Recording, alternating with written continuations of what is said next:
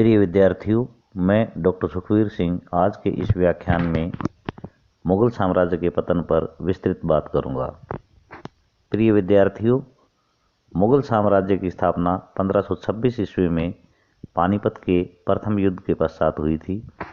पानीपत के प्रथम युद्ध में आक्रमणकारी बाबर ने दिल्ली सल्तनत के अंतिम शासक इब्राहिम लोदी को पराजित किया और भारत में एक नए वंश की नींव रखी, जिसे मुगल वंश कहा जाता है।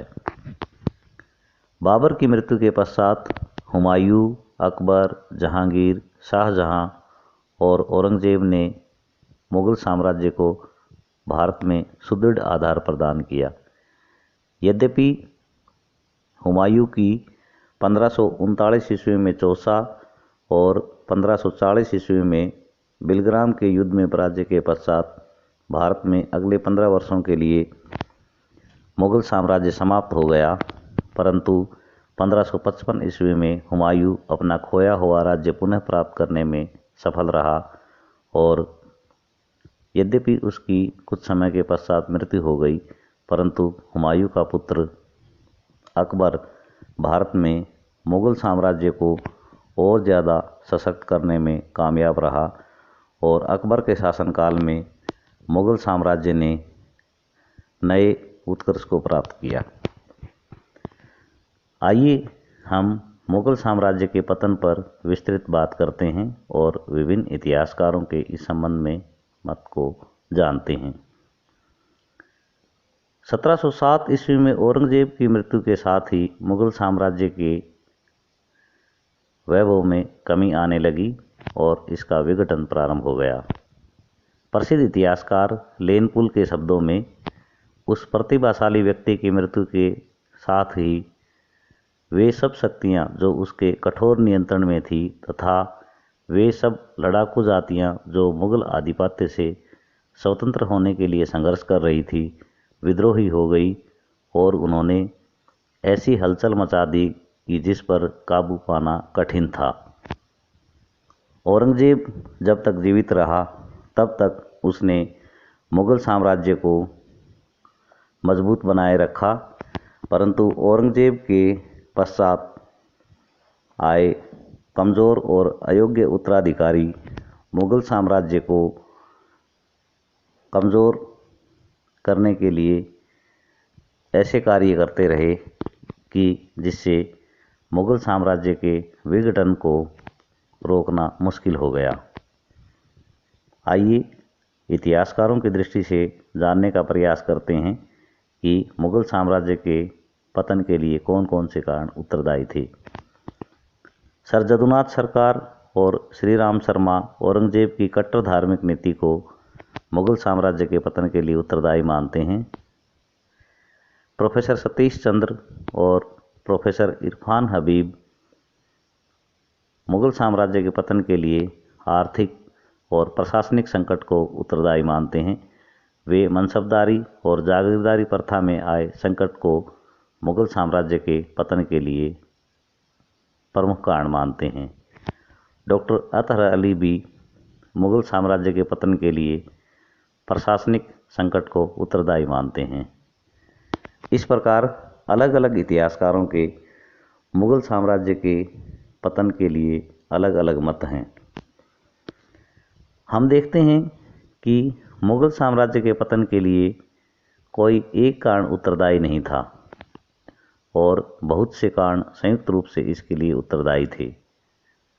आइए हम विस्तार से बात करते हैं।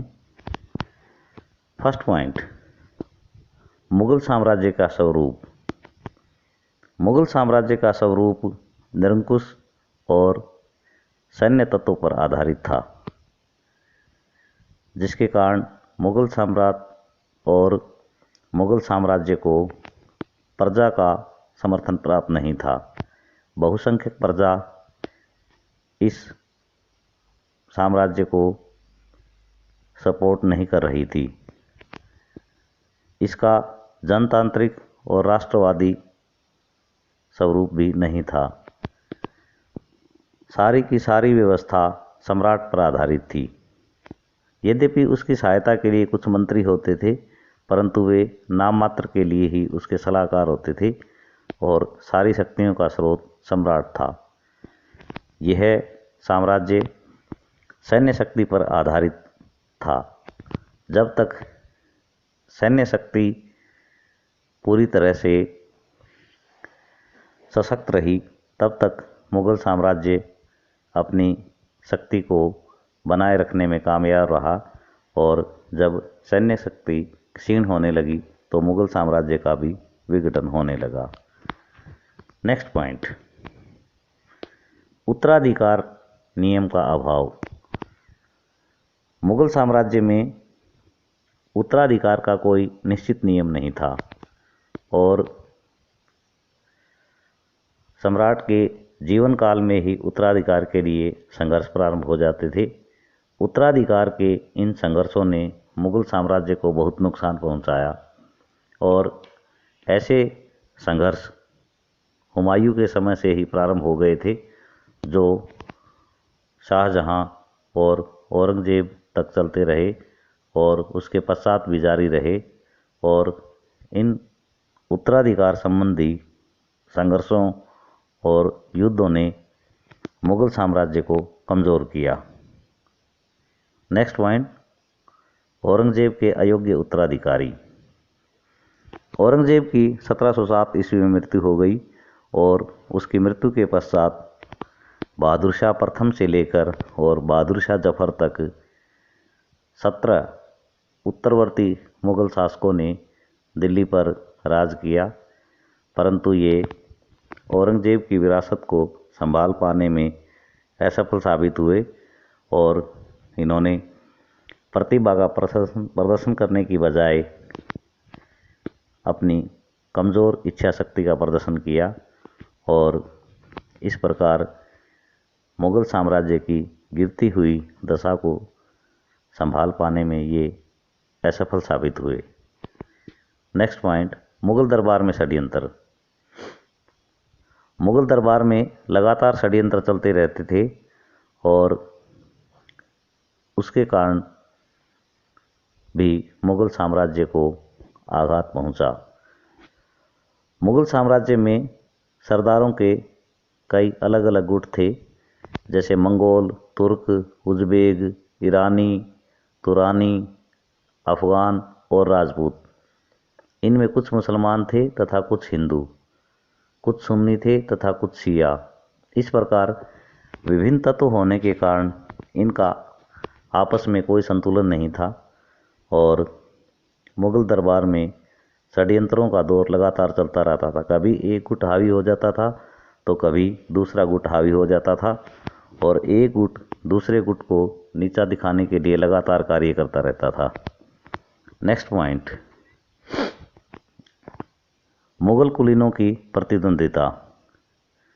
मुगल कुलीनों के अलग अलग गुट एक दूसरे को नीचा दिखाने के लिए लगातार कार्य करते रहे और इन्होंने मुगल शासक को भी अपनी कठपुतली बनाए रखा और इस प्रकार मुगल कुलीनों की प्रतिद्वंदिता मुगल साम्राज्य के लिए घातक सिद्ध हुई। नेक्स्ट पॉइंट, विदेशी आक्रमण। विदेशी आक्रमण मुगल साम्राज्य के लिए अत्यंत नुकसानदायक सिद्ध हुए।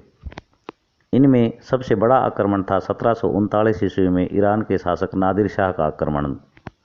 नादिर शाह के आक्रमण ने दिल्ली के वैभव को अत्यंत नुकसान पहुंचाया। उसके पश्चात अफगानिस्तान के शासक अहमद शाह अब्दाली ने भी 1747 से 1767 ईस्वी के मध्य भारत पर 8 बड़े आक्रमण किए, जिससे मुगल साम्राज्य के गौरव को नुकसान पहुंचा और मुगल साम्राज्य काफ़ी कमज़ोर हो गया। मुगल शासक अहमद शाह अब्दाली का आक्रमण करने में असफल साबित हुए और मराठों को उनके आक्रमण का सामना करने के लिए आगे आना पड़ा। नेक्स्ट पॉइंट, औरंगजेब की भूमिका। ज़्यादातर इतिहासकार औरंगजेब की भूमिका को मुगल साम्राज्य के पतन के लिए उत्तरदायी मानते हैं। औरंगजेब ने हिंदू, सिख और राजपूतों को अपनी कट्टर धार्मिक नीति के कारण नाराज कर दिया था और इसके अतिरिक्त उसकी दक्षिण नीति मुगल साम्राज्य के पतन के लिए अत्यंत नुकसानदायक सिद्ध हुई। औरंगजेब ने शिया विरोधी नीति भी अपनाई और मुसलमानों को भी नाराज कर लिया। इसके अतिरिक्त उसका संदेहशील स्वभाव हमेशा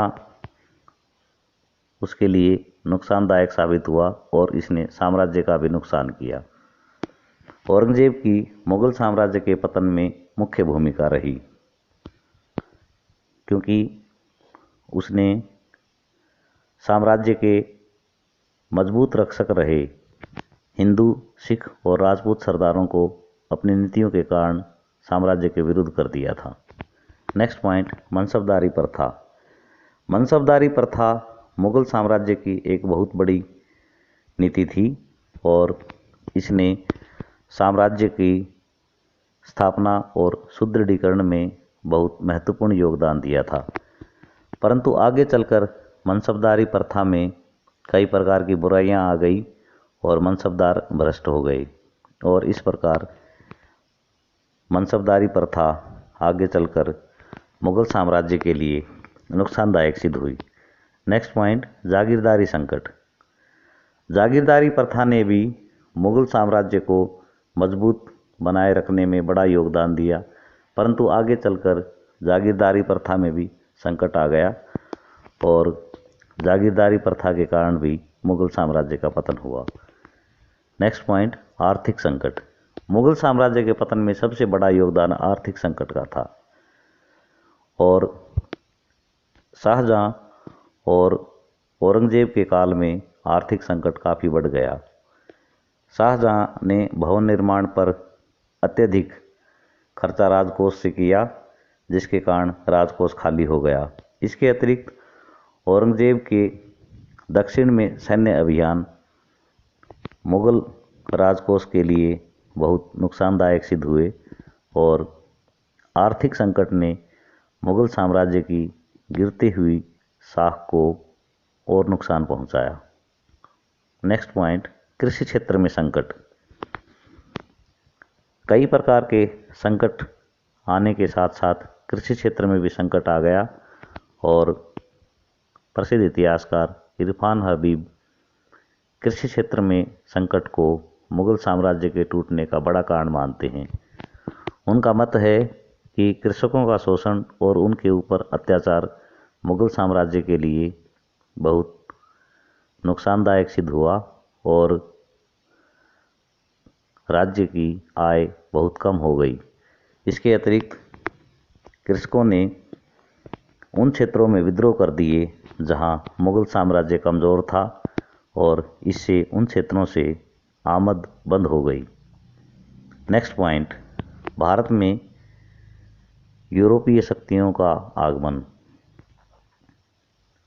16वीं शताब्दी से भारत में यूरोपीय शक्तियों का आगमन प्रारंभ हो गया और मुगल शासकों ने इनको भारत में व्यापार करने की इजाज़त दे दी, परंतु धीरे धीरे तटीय क्षेत्रों में इन शक्तियों ने सैन्य दृष्टि से अपने आप को मजबूत करना शुरू कर दिया और यह भारत के लिए और मुगल साम्राज्य के लिए नुकसानदायी सिद्ध हुआ। नेक्स्ट पॉइंट, मुगल साम्राज्य द्वारा नियमित नौसेना की उपेक्षा। मुगल सम्राटों ने भारत में नियमित नौसेना नहीं रखी। यदि भारत में नियमित नौसेना होती तो तटीय क्षेत्रों में यूरोपीय शक्तियों द्वारा बढ़ाई जा रही शक्ति पर नियंत्रण रखा जा सकता था, परंतु मुगल सम्राटों द्वारा नौसेना की हमेशा उपेक्षा की गई, जिसके कारण दिल्ली में बैठे मुगल शासक यूरोपीय शक्तियों की बढ़ती हुई शक्ति से अनजान रहे और धीरे धीरे ब्रिटिश और फ्रांसीसी कंपनियां अपना वजूद लगातार मजबूत करती जा रही थी। नेक्स्ट पॉइंट, मुगल सरदारों के विद्रोह। मुगल सरदारों के विद्रोह भी मुगल साम्राज्य के लिए नुकसानदायक सिद्ध हुए।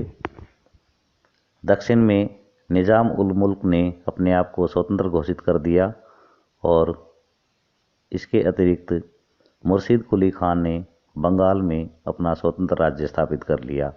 अवध में सादत खान ने अपना स्वतंत्र राज्य स्थापित कर लिया। इसी प्रकार से अन्य क्षेत्रों में भी कई मुगल सरदारों ने अपने छोटे और बड़े स्वतंत्र राज्य स्थापित कर लिए।